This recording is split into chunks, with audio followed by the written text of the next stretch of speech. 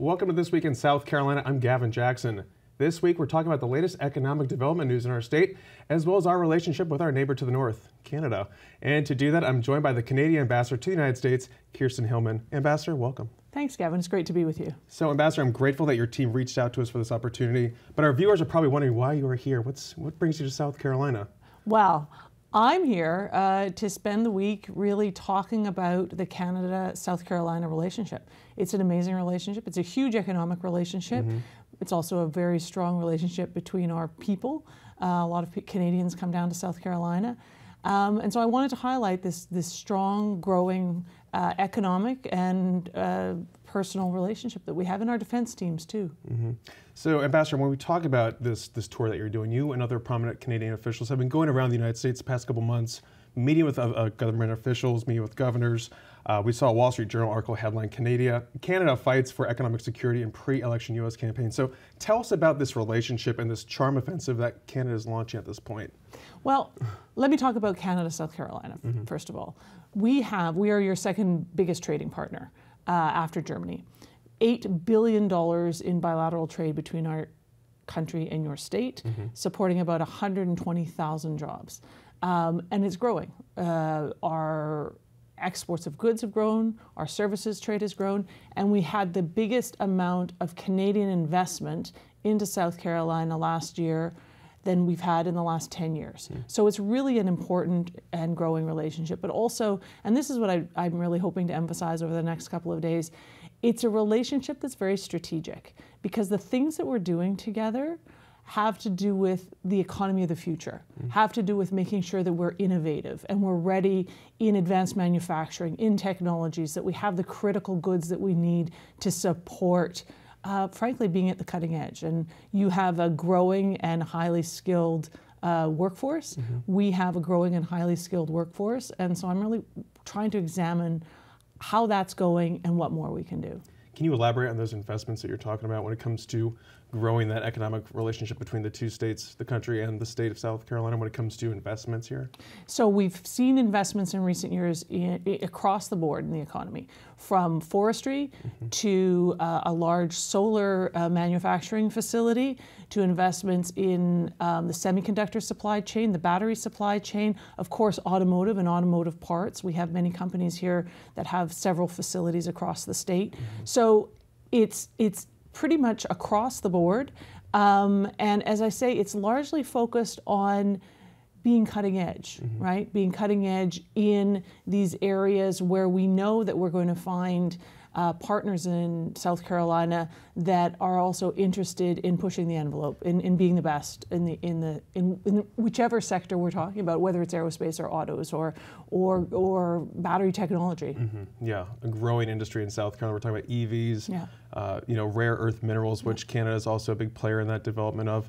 But when you're here right now, I mean, should we be expecting any major announcements when it comes to economic development in the future here in South Carolina with Canada? Well, let's see what our businesses have to say, I'm here to promote and highlight them. I'm also here, I'm going to be meeting with the governor a little later on today, with the Speaker, with the President of the Senate, with a number of congressional representatives, and as I say, with a number of Canadian businesses that do a lot of business here in the state. So I'd like them to speak about the investments they're making. I think that I wouldn't want to steal their thunder on that. But all I can say is there's an awful lot of enthusiasm. But Ambassador, kind of going back to what you were speaking about and what we're seeing with your government reaching out to other governments across the state and the country, tell us about how Canada is kind of gearing up for 2024, the big election here in America, and what you guys see in terms of maybe preparing for whatever the outcome could be in November. So I guess what I would say is, yes, we are doing this because we're in an election year. It's something we do all the time, but it's a greater intensity in an election year. And yes, it's about the election in the White House, but it's also about in Washington, every single member of the House, a third of the Senate are up for re-election, and we have 11 states that are having gubernatorial elections this year. And what we know is that all of those partnerships are really important to us. So here's what my team and I have really noticed in the last year or so is we spend a lot of time in Washington, in DC, in a few of the large centers across the country. And we have 12 offices across the country that work regionally. But it's not clear that all across this country, people are aware on a day-to-day basis of the depth and breadth of the relationship. So we have $2.8 billion in trade between Canada and the United States every single day, every single day. Biggest bilateral trading relationship in the world. It has reached an all-time high. Biggest amount of economic bilateral trade last year than ever in the history of our two countries. This is really important.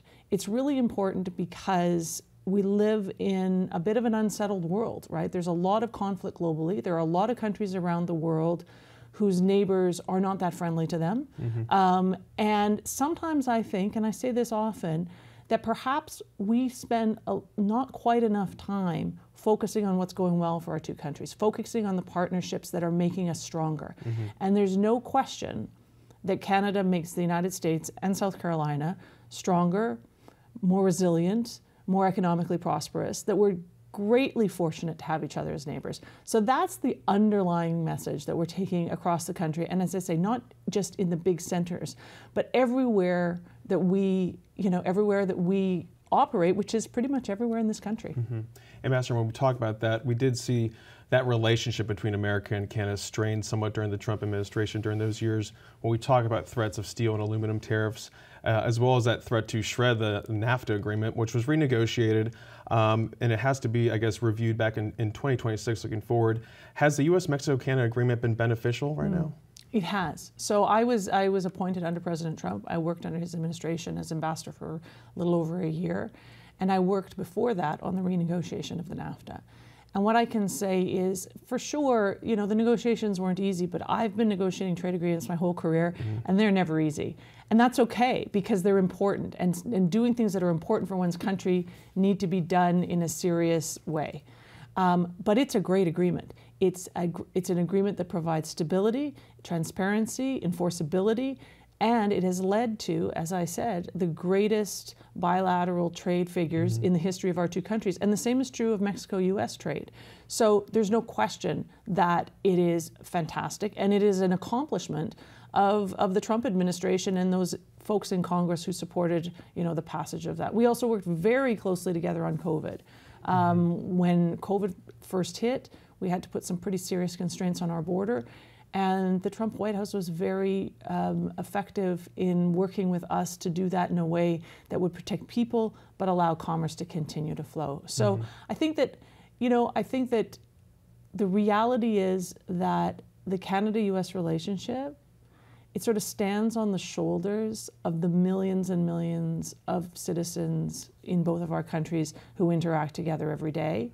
And every political leader will recognize that and will see the value of that. And we saw it with President Trump, we saw it with President Biden, and I have no doubt we will continue to see it regardless of what happens in the next election or the one after that. Yeah, that being said, Ambassador, I want to kind of go back to the G7 summit that wrapped up in Italy over the weekend.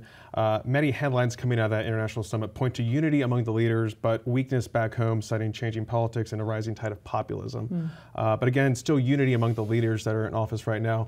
Kind of a contrast, again, going back to those Trump years when the former president called Canadian Prime Minister Justin Trudeau very dishonest and weak.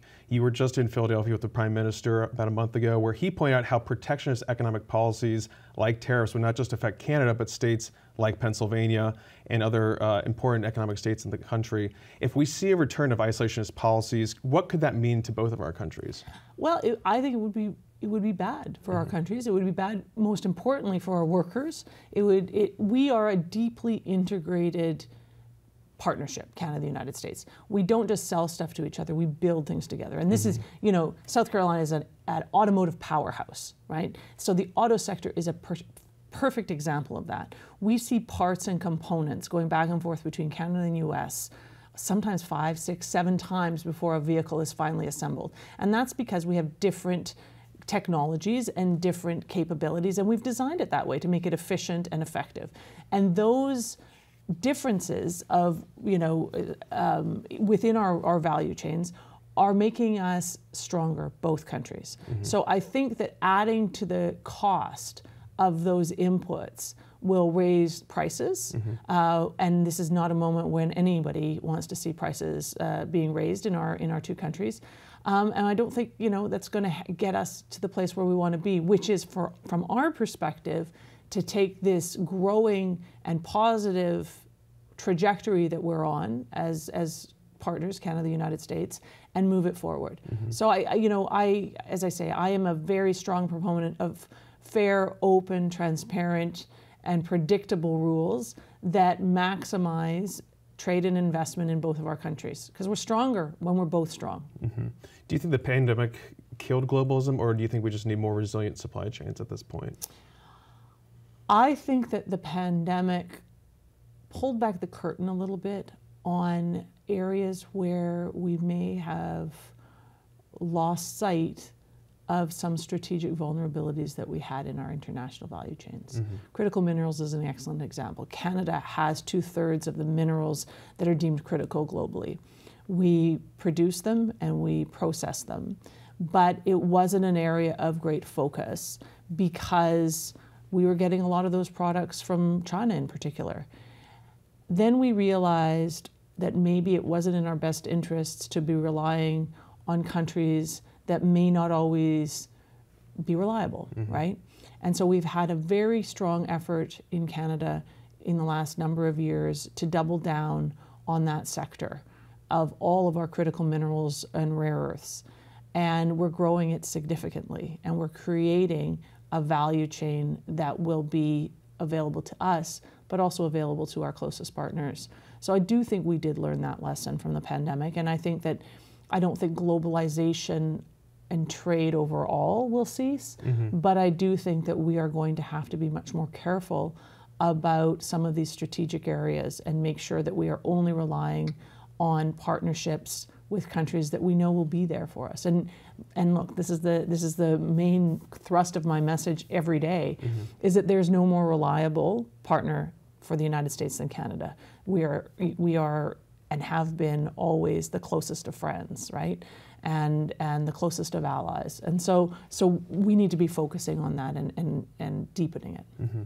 And I'm going to probably borrow some time from my other interview because we have so much to cover, maybe about 5 more minutes left with you there, Ambassador. But G7 leaders just agreed on a financing plan that would provide Ukraine with as much as $50 billion in aid. That's from investment returns generated by roughly $300 billion worth of frozen Russian assets. What message does this send to Ukraine, to Russia, and to China when it comes to this unjust war, in your opinion?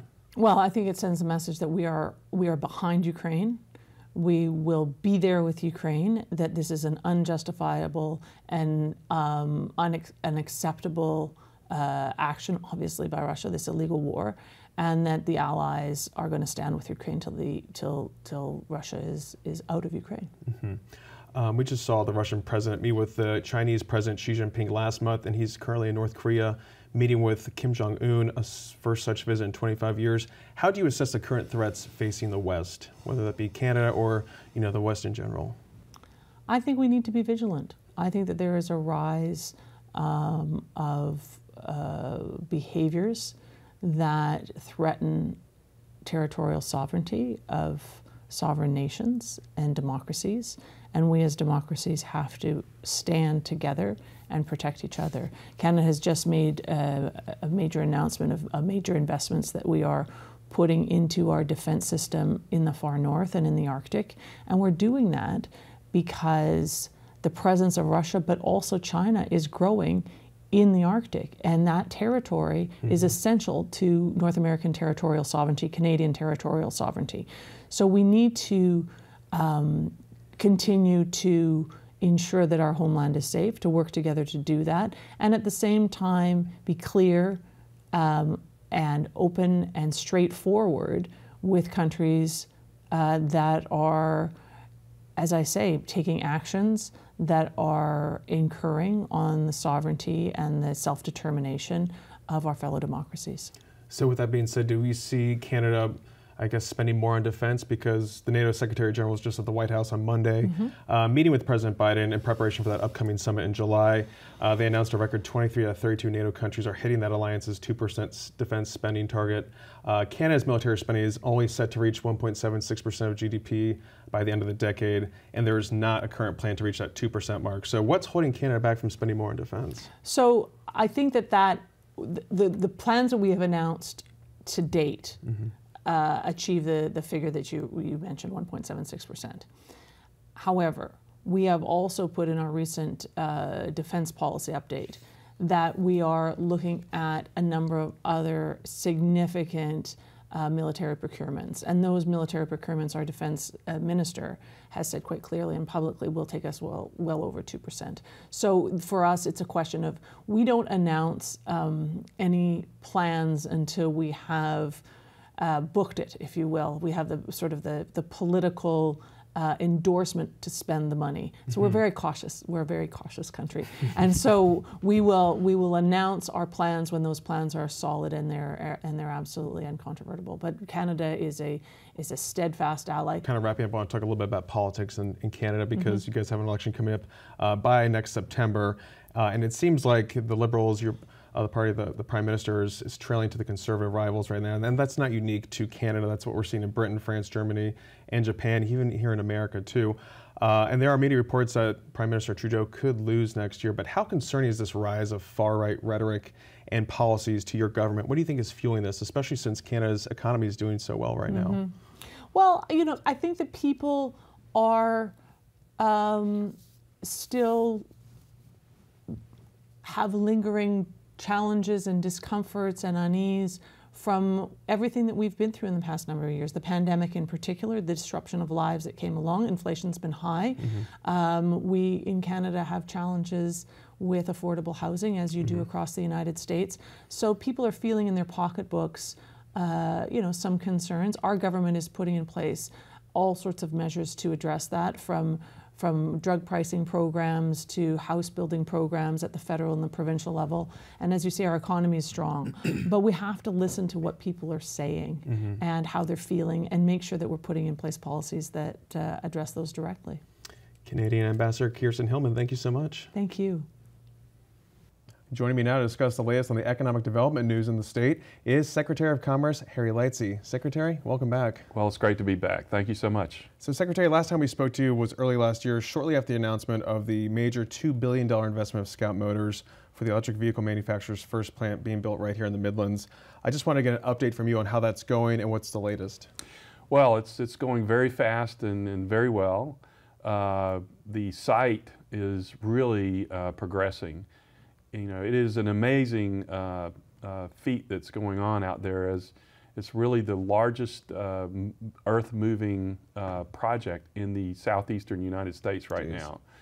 So literally, hundreds of thousands of cubic feet of dirt are being moved daily out there, and as we get that site level and ready to be utilized by Scout. And they have started putting up the structural steel for their first buildings, and they're moving along. So everything is on schedule.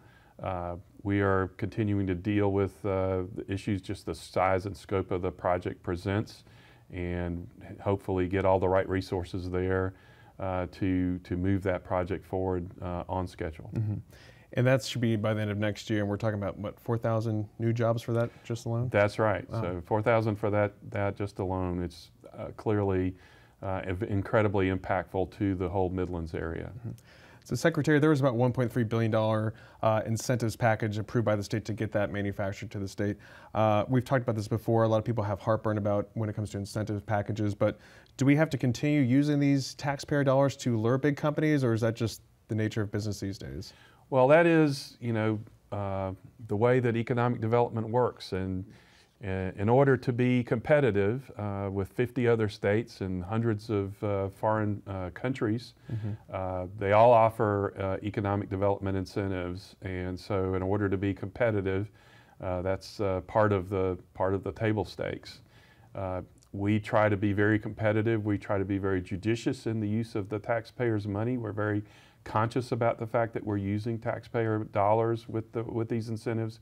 In South Carolina, the way we use our incentives is that all those monies are going into infrastructure in the state or into the site itself, so that the company really gets to take advantage of that investment, but the state does as well. So if the company leaves, that investment is still there for the citizens in that area, or for another company to come along and utilize that investment. So the investment stays with the state, and that's very important. Do you think we could be doing more to incentivize smaller businesses too? I mean, is there a way to do that, or is it, when it comes to incentives, is that just for larger projects?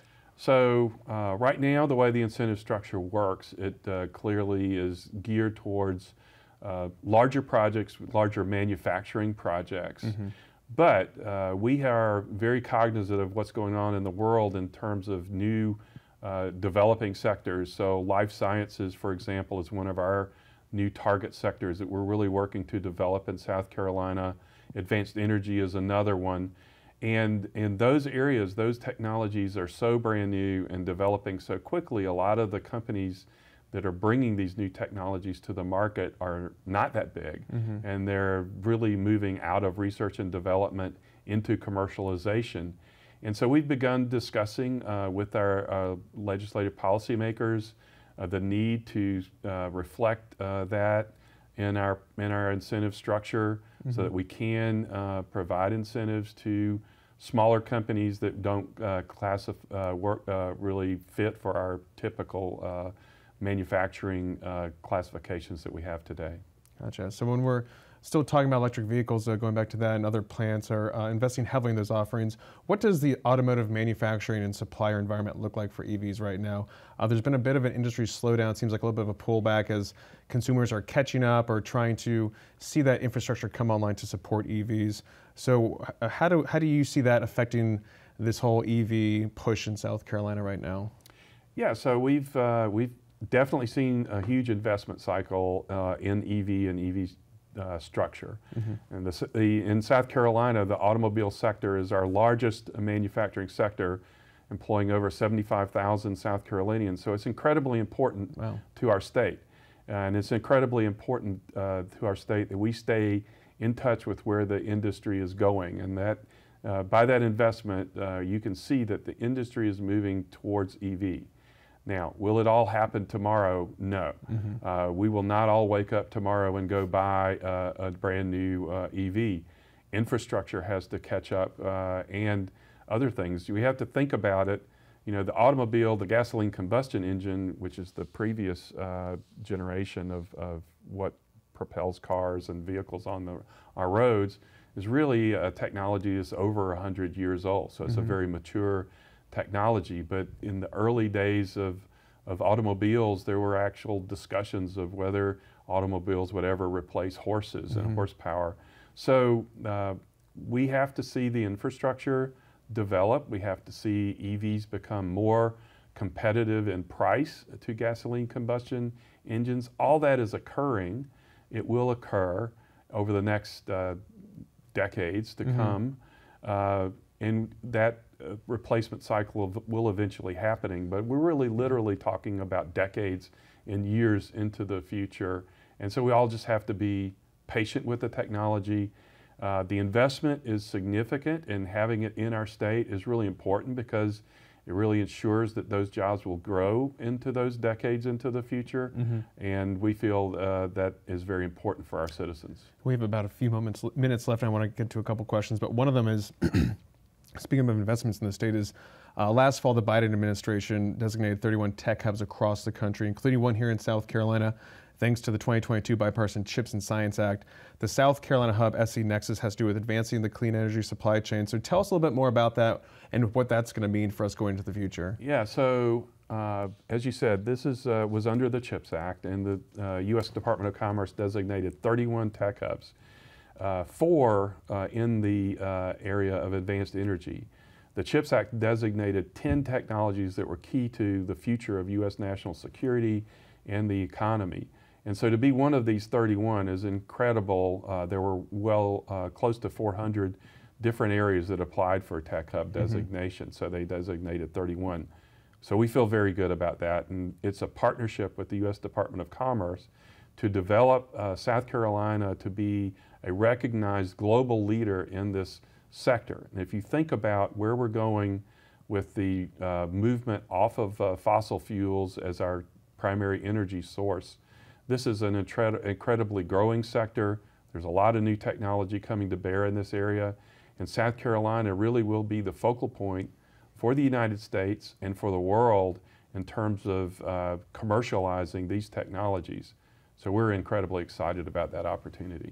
And I would ask you more about energy development in the state. Of course, we're talking about Dominion Energy and Santee Cooper needing to build a gas-fired plant, but don't have much time left, so I just want to ask you a broad question with about 30 seconds left about our economy. Our economy's in good shape, the country's economy is in good shape, but what more needs to be done to boost our prospects in the state when folks are looking to relocate here? Well, as I said, we're right at a place, South Carolina has developed manufacturing as the base of our economy for decades, and we've been very successful at that. But we need to continue to look at what sectors are developing into the future and to diversify our economy so that we don't have, if we become overly dependent on, say, manufacturing, and that sector takes a dip, we need to be diversified so that we have other sectors that are picking up where those go down. So we're looking, as I mentioned previously, we're looking really hard at developing in biotech, which is an incredibly fast-growing sector. We're also looking at the advanced energy sector with the Tech Hub, a key asset in that. And then we're looking at headquarters and R&D, higher level jobs, higher paying jobs for our citizens. We think we can be very competitive in those areas. And I didn't even have a chance to talk about rural infrastructure and development out there, but that'll be for next time. That's Absolutely. South Carolina Commerce Secretary. We're doing a lot there too. Harry Lightsey, thank you so much. And that's it for us this week. For South Carolina ETV, I'm Gavin Jackson. Be well, South Carolina.